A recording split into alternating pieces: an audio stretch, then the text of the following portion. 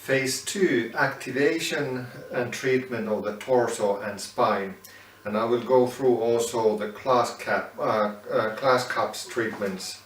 So when you work with the class cups, don't hold the big bells like this, but from the bell, because if the class cup falls down on the floor, it might break down.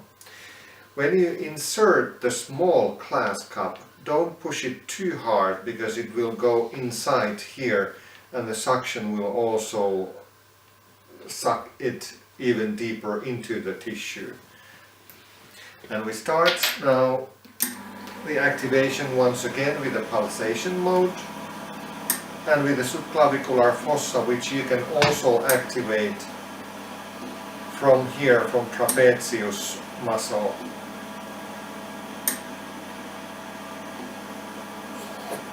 And after the activation, you start going the spine from the middle, 2-3 pulsations on one spot and then the next one.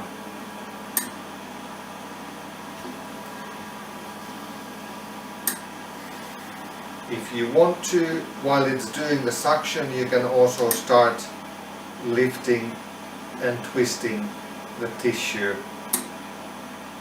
up and down, or you can just lift it up and down. You go all the way down to the sacrum area and you come up. When you take the pulsation away, you can start working more actively with the second technique, lifting and twisting and adjusting the pressure to the tolerable level on the skin. Up and down. And when you want to release the cup, you just press your finger just next to the cup edge and twist the cup to the side, and it comes off nice from the skin. You also might want to work with the mode that you pull and push and work with the other hand and with the muscles on different directions.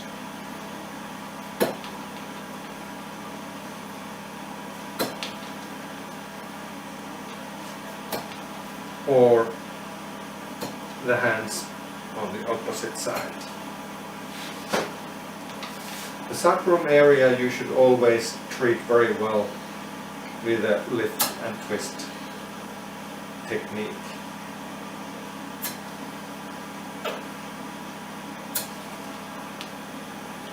If you want to work with the smaller class cups, you should always press the little hole on the side to close the airflow, and the small little cups are good, for example, for hand treatments or for facial small treatment areas. When you work with a double cup, we have a double cup hose and you will insert 2 class bells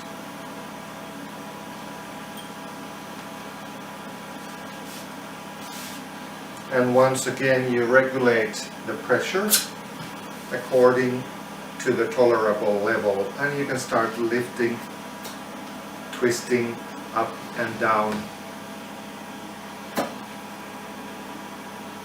Also you can do a circular movements if you want to.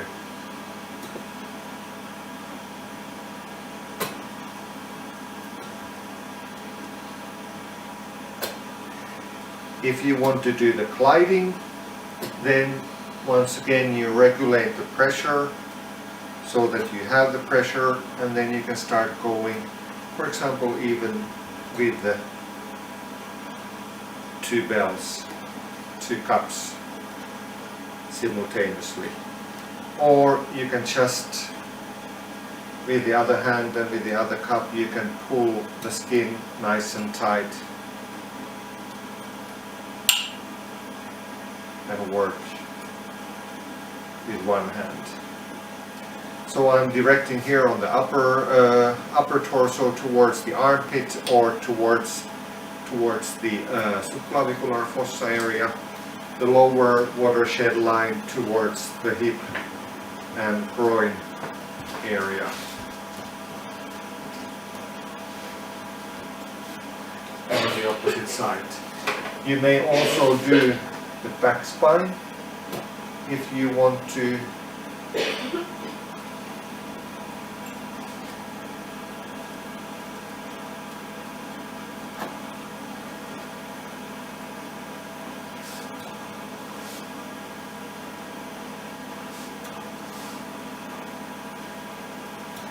You may also go over the spine.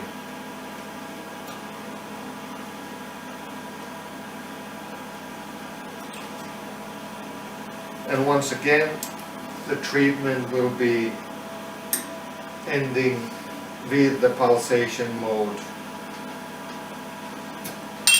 with approximately about 1 second on the subclavicular fossa. And now with the dual function hose, you can do the both sides simultaneously.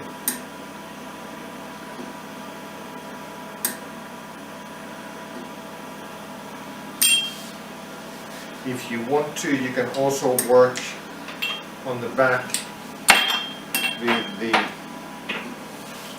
roller cup. You just have to change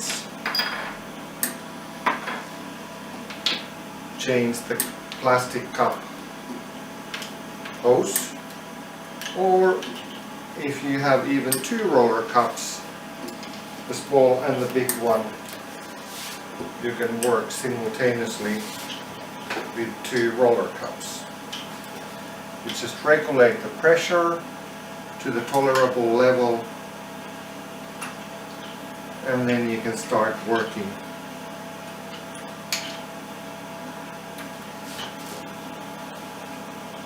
With the dual hose function.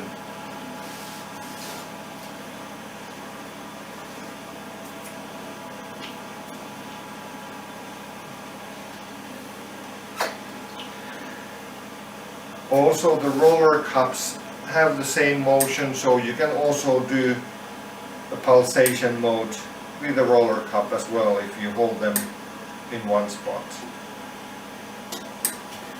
Then after this we would do the taping of the back. And now we will do the taping of the back, and this is one possible taping example. Remember to shave if it's needed. Clean up the area that you want to tape.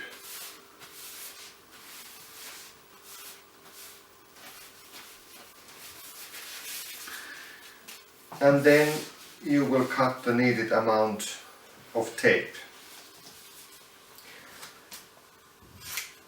Remember to round the edges of the tape so they won't get caught by dressing up or with the clothes.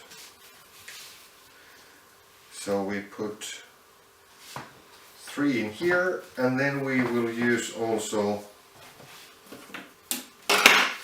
a 1 activation tape here on the trapezius. You cut the tape between the handles.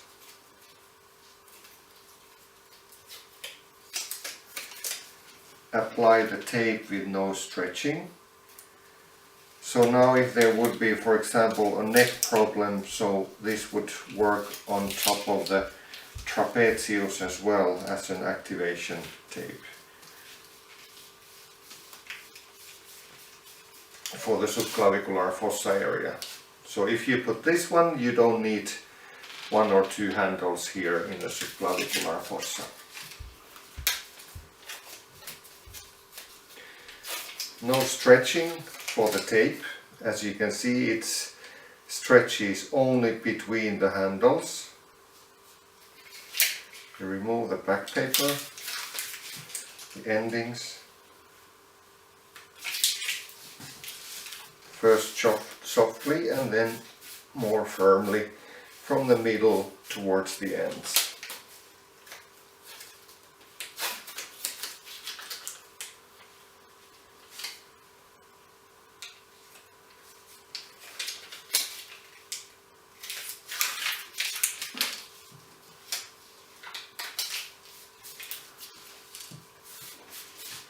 And then I put 5 pieces, 5 handles here on the lower back. And once again, no stretching. Starting from the middle.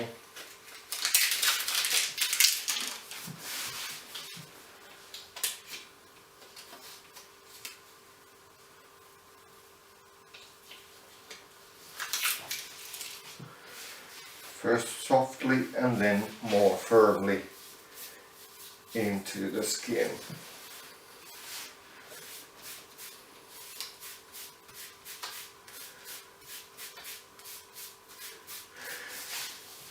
And then once again the protocol would be, when you start working with the back tapes, is 20 times here in the subclavicular fossa area, 20 activations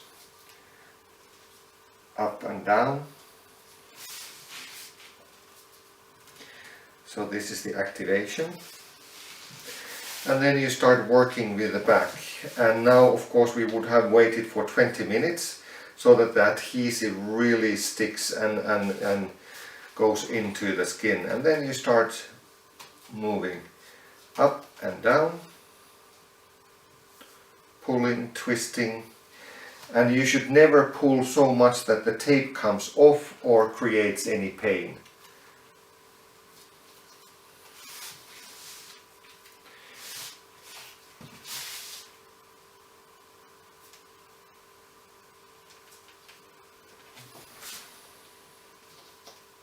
And then you work around 5 minutes. Of course, for the back you would need another person to work and twist and pull and push the tapes. And then especially when you start going down, you also work with different fascia layers and different muscle structures. Especially when going down, remember with the pain tolerance that you would not create any pain. And then you can finish up by pulling and then ending the treatment with a final activation here to the subclavicular fossa area for 20 times.